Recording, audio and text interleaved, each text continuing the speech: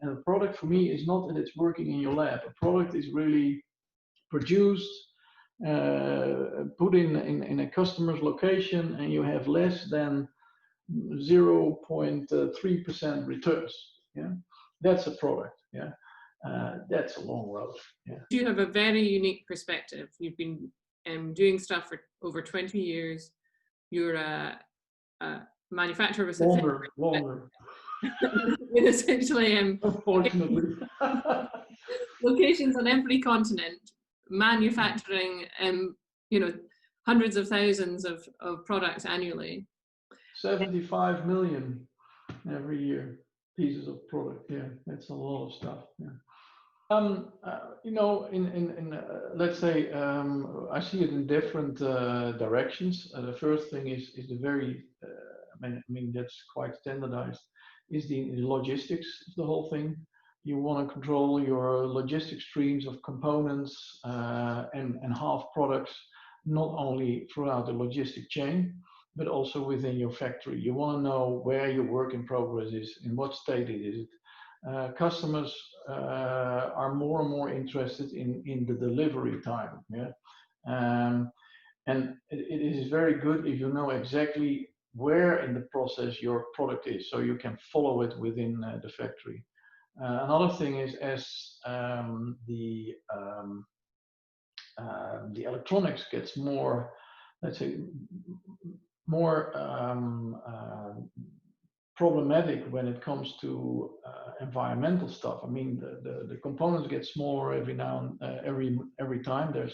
Sometimes I see boards in our factory and I think there's no component on it, but there are actually.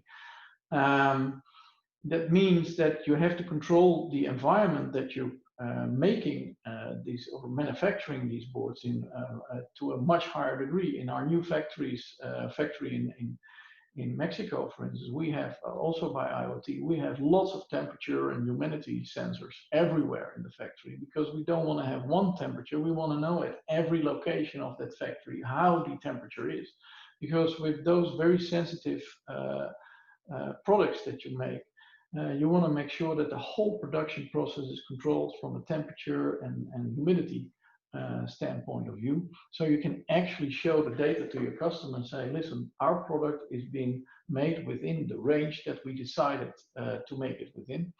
And then if we ship the product to a customer, we want to make sure that it stays within the limits of vibrations. Some products are used, let's say, for office use only, and they will have never shocks and whatever. So they've been designed for that type of purpose.